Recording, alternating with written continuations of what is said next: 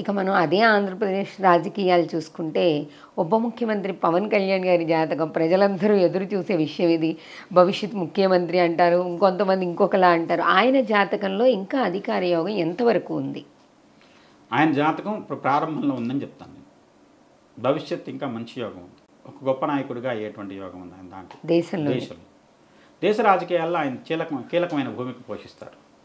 రాష్ట్ర రాజకీయాల్లో ఇప్పుడు ఎవరైనా సరే అండి, రాజకీయాల్లోనే ఎదగాలనుకున్నప్పుడు ప్రాంతీయంగాను, జిల్లా స్థాయిలోను, తర్వాత రాష్ట్ర స్థాయిలోను ఈయన ఏంటంటే ఒక నాయకుడిగా సినిమా ఆర్టిస్ట్ కావడంతో, రాష్ట్ర వ్యాప్తంగా తెలిసిన వ్యక్తి అవడంతో రాష్ట్ర రాజకీయాల్లోకి ఒక్కసారిగా వచ్చి అది కూడా ఆయన కూడా ఒకసారి ఓడిపోయి ఇబ్బందులు పడి తర్వాత మళ్ళీ అధికారం చేజిక్కించుకోవడం జరిగింది. కాబట్టి ఆయన ఓటమితో మొదలైంది, ఇప్పుడు అధికారాన్ని పొందారు.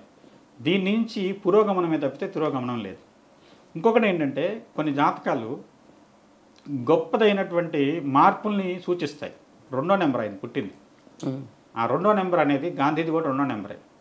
ఆయన ఒక్క పదవి పొందకపోయినా కూడా గాంధీ గారు దేశ రాజకీయాలను ఆయన ఎట్లా కావాలంటే అట్లా ఆడించారు. ఈయన కూడా ఏంటంటే దేశ రాజకీయాల్లో కీలకమైన భూమిక పోషిస్తారు. అది చాలా గొప్పదైనటువంటి పాత్ర అవుతుంది. భవిష్యత్ రాజకీయాల్లో ఈయన చేసేటువంటి కొన్ని త్యాగాలు కానివ్వండి, ఈయన తీసుకునే కొన్ని నిర్ణయాలు కానివ్వండి, దేశ పురోగమనంలో ఎంతో దోహదకారం అవుతాయని చెప్పచ్చు. అలా ఈయన జాతకంలో అధికార యోగం ఉంది ఇంకా ముందు. అధికార యోగం అంటే ఎందుకంటే మెరుగైనటువంటి పదవులు ఉన్నాయి. ముఖ్యమంత్రి అవుతాడు, ప్రధానమంత్రి అవుతాడు అని నేను చెప్పను. ఎందుకంటే దాంతోపాటు అప్పుడు పోటీ పడే వ్యక్తులు ఎవరు, ఈయన ఏ పార్టీలో ఉన్నారు, అలానే దాని చుట్టూ ఉన్నటువంటి రాజకీయ స్థితిగతులు ఏమిటి. ఒక వ్యక్తి జాతకాన్ని తీసుకొని ఈ వ్యక్తి ప్రధానమంత్రి అవుతాడు, ఈ వ్యక్తి ముఖ్యమంత్రి అవుతాడు అని జాతక విశ్లేషణ చేయడం చాలా కరెక్ట్ కాదండి. ఒకవేళ అలా ఎవరైనా చెప్పారనుకోండి గురుగారు, ఇప్పుడు మీరన్నట్టే ఒక వ్యక్తి జాతకం తీసుకొస్తే భవిష్యత్తులో ఈ వ్యక్తి ప్రధానమంత్రి లేదా భవిష్యత్తులో ఈ వ్యక్తి ముఖ్యమంత్రి అని చెప్తే ఆ చెప్పిన జాతకం సరైనది అయినట్ట కానట్ట? ఆ విశ్లేషించినటువంటి వ్యక్తి ఏదైనా సొంతమైనటువంటి ఆలోచనతో విశ్లేషణ చేసినట్టు కానీ శాస్త్రపరమైనటువంటి విశ్లేషణ కాదు.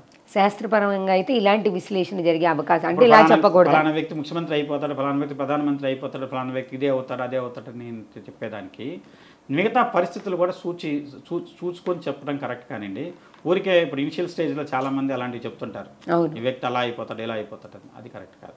అందుకని వాళ్ళ ఫలితం అనేది వాళ్ళకి తెలుస్తూనే ఉంటుంది. తర్వాత అయినా ఒక 4 ఏళ్ళకో 3 ఏళ్ళకో ఇది బయటకు వచ్చే విషయం కదా. ఈ ప్రజానాయకుల జాతకాలు అన్నప్పుడు ప్రజలందరికీ కనబడుతుంది. వ్యక్తిగత జాతకాలు అయితే తెలియకపోవచ్చు కానీ ఇవి తెలుస్తాయి కాబట్టి ఆ విశ్లేషణ సరైనది కాదు అంటారు.